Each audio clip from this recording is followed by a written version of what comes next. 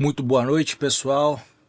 Passando aqui hoje, segunda-feira, mais um Giro Cripto.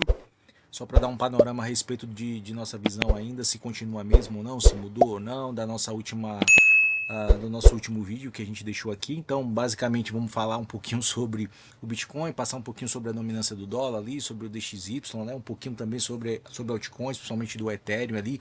E eu queria deixar para vocês algo sobre o metagame, tá, pessoal? Para vocês entenderem que vai muito além de guerra. As pessoas falando aí a respeito, porque o preço caiu por causa de guerra, aí todo mundo vai para a notícia, vê lá o Irã, vê lá a guerra anterior com a Ucrânia, a Rússia, enfim, tá? Fica falando meio mundo de coisas, sabe? E na verdade, tudo faz parte de um grande metagame, pessoal.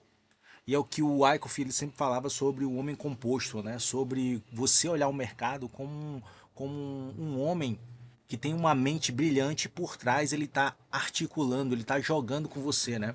Então o metagame fala um pouco sobre isso. Eu quero deixar um pouquinho essa visão para vocês aí, para vocês entenderem como é que o mercado funciona, tá bom, pessoal? Deixa eu apagar isso aqui dessa Fibonacci aqui. Vamos lá. Passando uma atualização aqui, a gente viu que na semana passada a gente estava falando um pouquinho sobre o Bitcoin, né? Quais eram os possíveis movimentos do Bitcoin, quais eram as validações que o Bitcoin precisava fazer para a gente poder continuar o nosso mapeamento, tá? Basicamente o que está acontecendo aqui é que o Bitcoin está fazendo um movimento ainda de onda A, ainda finalizando o movimento, não finalizamos essa onda A ainda, tá? Que é uma onda que eu acredito que a gente ainda vai visitar patamares abaixo de 60 mil, tá, pessoal? Eu ainda acredito nisso. A gente viu na última live que o Bitcoin estava fazendo esse movimento aqui, vamos lá no curto prazo. Esse movimento aqui é o movimento de série clímax, um AR, fazendo teste, fazendo um ABCDE, aqui induziu muito elitista a achar que isso aqui ia romper, ia para baixo, para baixo, e aí o mercado decidiu continuar a correção, né, pessoal? Eu acredito que a gente ainda está fazendo um movimento de ABC aqui, tá? Depois de uma correção de ligação, como eu falei para vocês atualizando, e agora a gente está trabalhando numa onda C que possivelmente vai romper esse topo ou não, tá?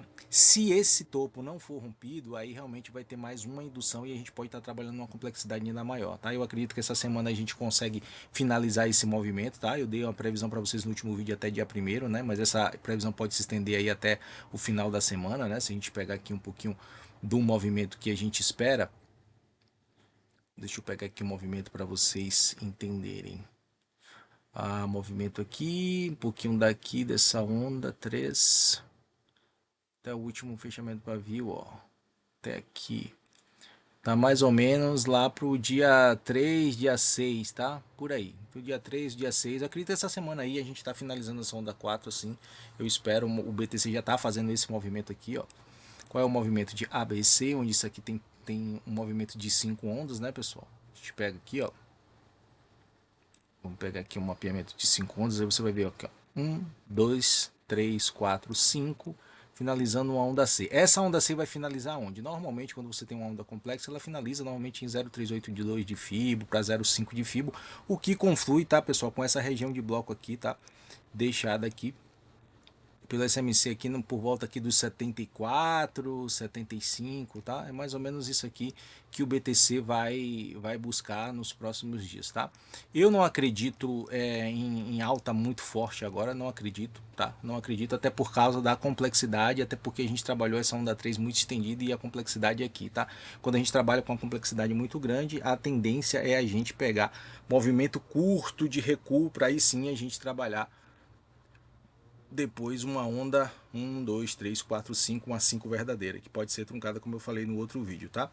Bitcoin até então segue nessa lateralidade, então a gente não mudou muita coisa da data que a gente postou, do último vídeo que a gente postou para agora, tá? A gente já tinha mapeado esse movimento aqui, uma possível captura agora, ele está trabalhando com mais intencionalidade agora, tá mostrando a cara o movimento, né? Fez um pivô de alta aqui, com um possível choquezinho aqui, como a gente tinha falado. Então fez um pivôzinho de alta aqui querendo fechar, ó, acima já fechou. Então a tendência é vir testar aqui um pouco, ele pode vir, o preço pode recuar até um pouquinho aqui, ó, por volta dos 68, mas nada de grave. Eu acredito que ele ainda vai buscar aqui essas regiões do AR, possivelmente as regiões de bloco, tá? Aqui foi uma grande indução.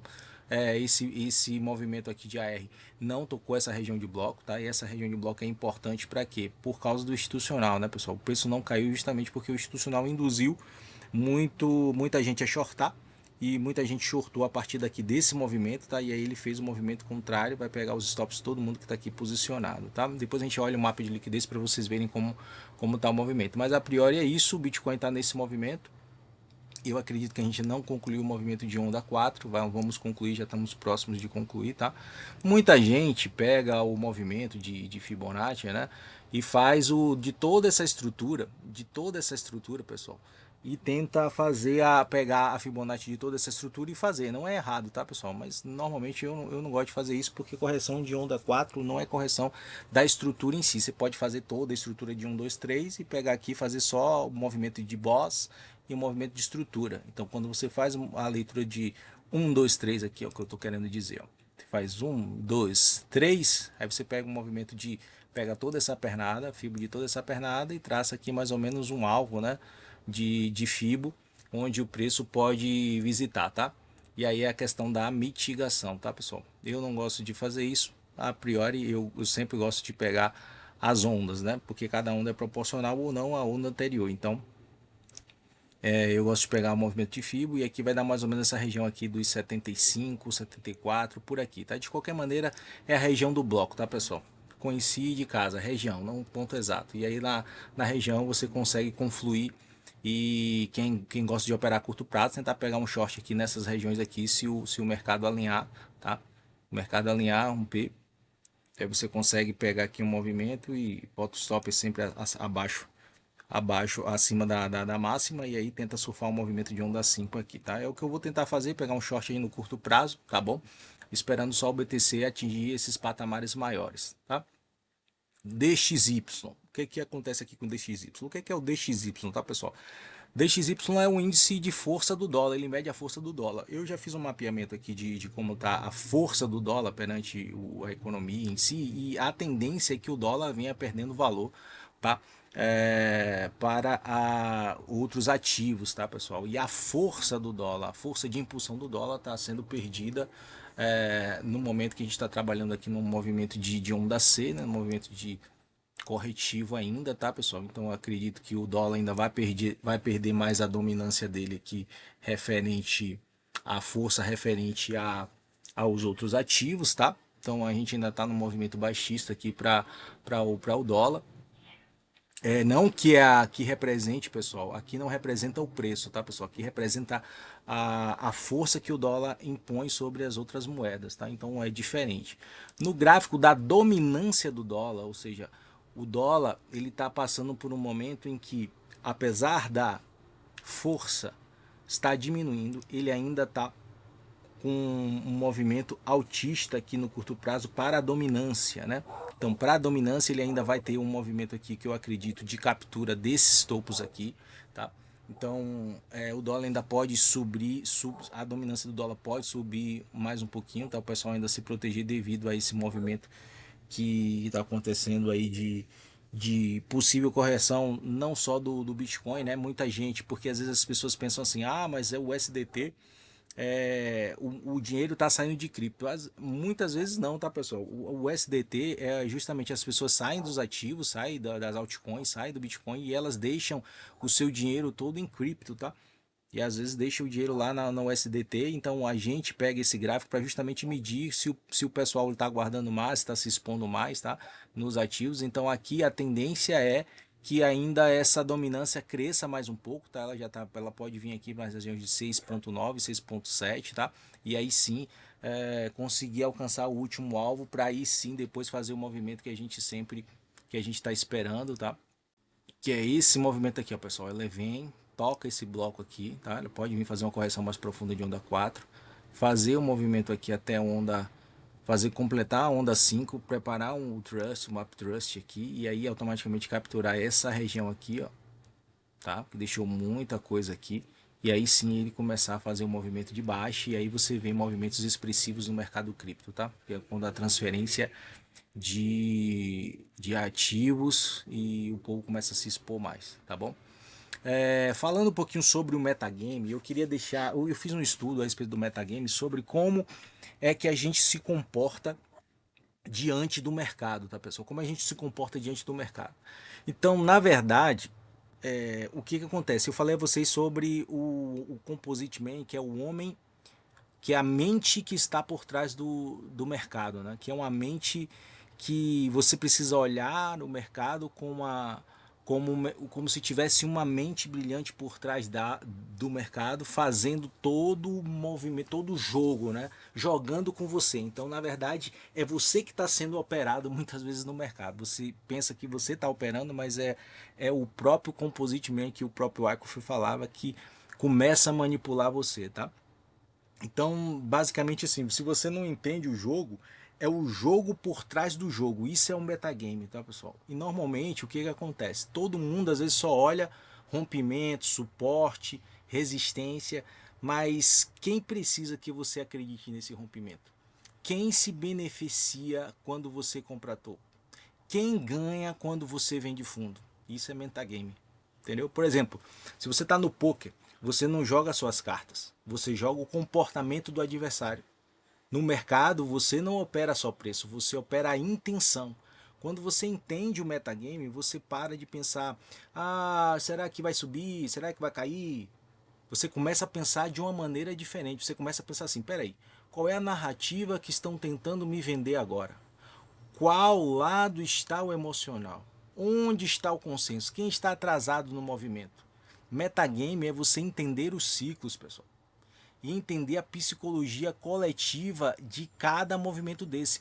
Para onde o preço precisa ser conduzido? Onde está a liquidez que o institucional precisa? Onde estão as zonas de compra e de venda que o institucional precisa para executar as suas ordens? E para isso vai ter um jogo emocional por trás, pessoal, que vai fazer com que ele chegue nessas regiões, né? E entender isso não é você correr atrás de notícia, entendeu? Porque a notícia, muita gente está falando aí. Ah, eu às vezes demorei um pouco para gravar o vídeo, porque eu via sobre algumas pessoas, às vezes quando as pessoas elas ouvem sobre guerra, a primeira coisa que ela vai fazer é olhar o noticiário, olhar o preço e ver os preços caídos. Ai meu Deus, a guerra. Aí a pessoa vai corre lá pro YouTube para falar o que, que o YouTube está falando. Aí normalmente sempre os YouTubers eles usam os ganchos de guerra para gerarem fomo ou pânico em você. Porque você já está num fomo ou pânico, ou já está num medo em que você já olhou o preço, você já viu que tem guerra, aí você começa a justificar, ah, caiu por causa da guerra. E às vezes não tem nada a ver, pessoal. Não tem nada a ver. A guerra, na verdade, pessoal, ela já é, de certa maneira, entre aspas, precificada. É um evento geopolítico precificado pelo mercado. Por que isso? Porque o que acontece? Existem eventos chamados de Black Swans, que são cisnes negros, que são coisas que o mercado é imprevisível, né? É imprevisível, ou seja, é um movimento que acontece e você não consegue prever. Quando você não consegue prever esse tipo de notícia, esse tipo de evento, aí sim é um evento Black Swan, aí sim a gente pode ver que esse movimento interferiu no correr do percurso do gráfico. Por exemplo, a Covid. Quem esperaria a Covid, uma epidemia, no meio de um ciclo, por exemplo, no início de um ciclo de alta?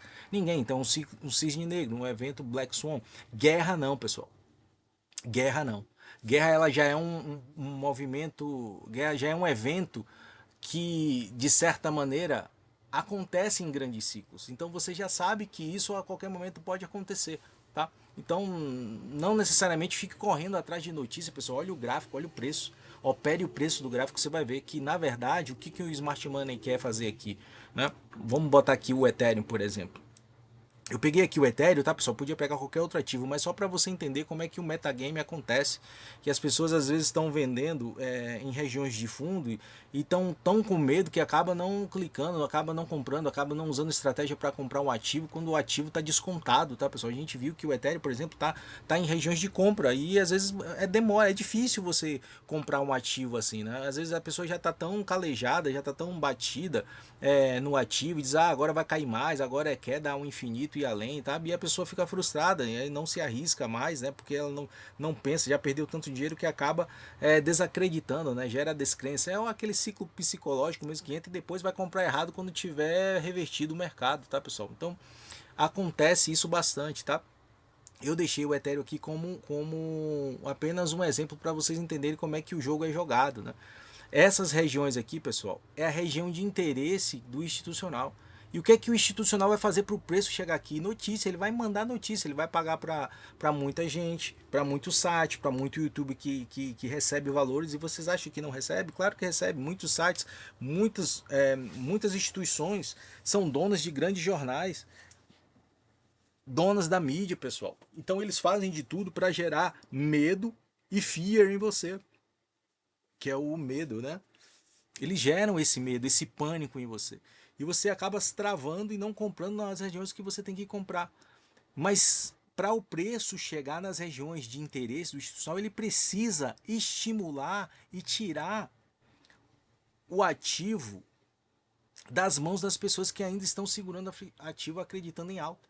Então a narrativa aqui vai começar a mudar e quanto mais próximo ele está do preço e ainda tem mais resistência, ele vai começar a colocar mais notícias ainda para vir capturar mesmo o preço onde realmente eles querem comprar. E aí depois a notícia muda. Quando eles realmente terminarem de montar as suas posições, eles vão começar a mudar a narrativa, e agora a narrativa é de alta para o segundo semestre, para o final do ano, e aí você começa a ter esperança de novo, a esperança volta ao mercado e aí você já acaba comprando errado de novo, né?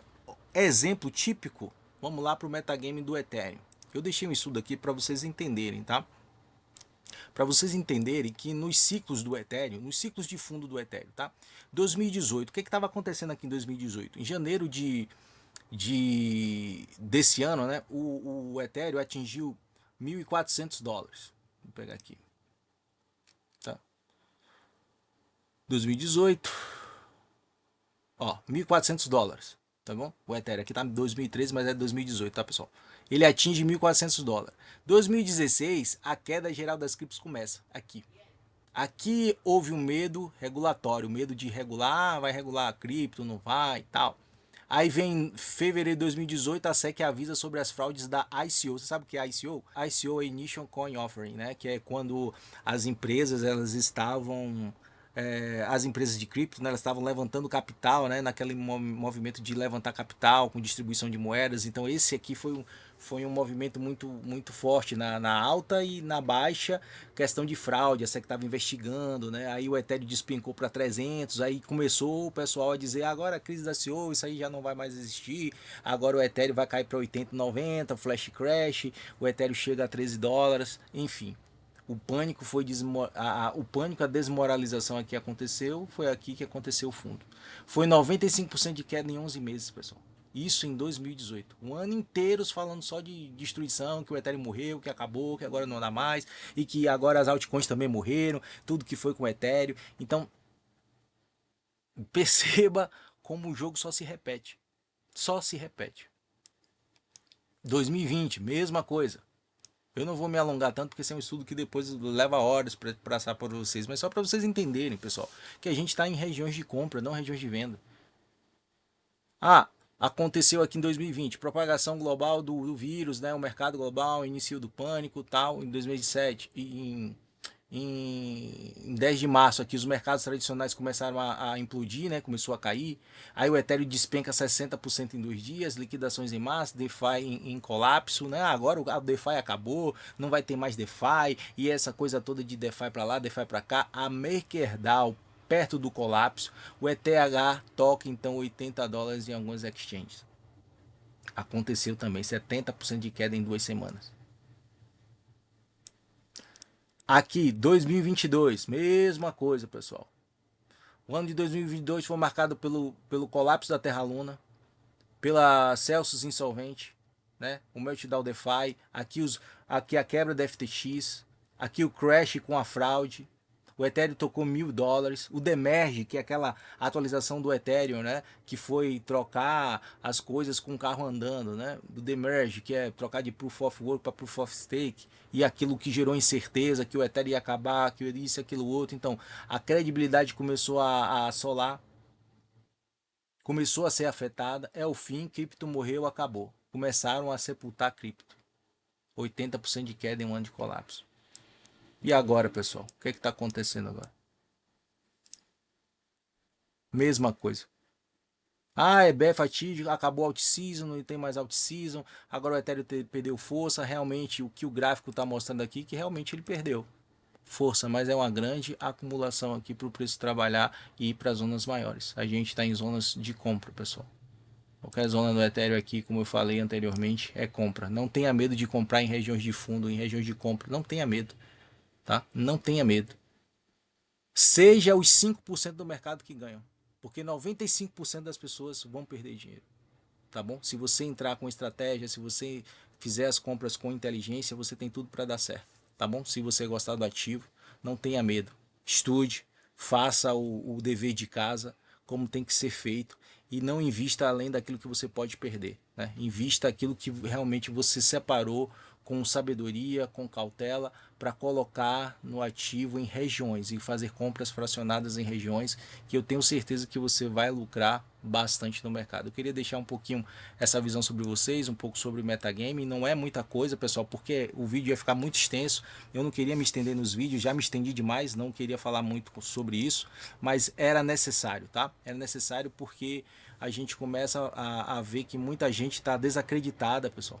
Muita gente está desacreditada no mercado, muita gente está frustrada, achando que agora as altcoins acabou e que não vai ter mais altcoin e que as altcoins a maioria vai morrer. Realmente, muitas moedas elas vão morrer, tá? Muitas moedas vão morrer, mas isso é em todo o ciclo, pessoal. Todo ciclo acontece isso.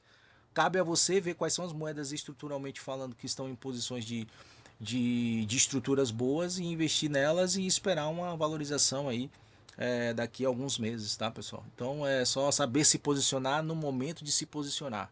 Todas as altcoins, boa parte das altcoins vão dar lucro sim, tá, pessoal? Tá bom? Fica com Deus, um abraço, beleza? Beleza, valeu, fui!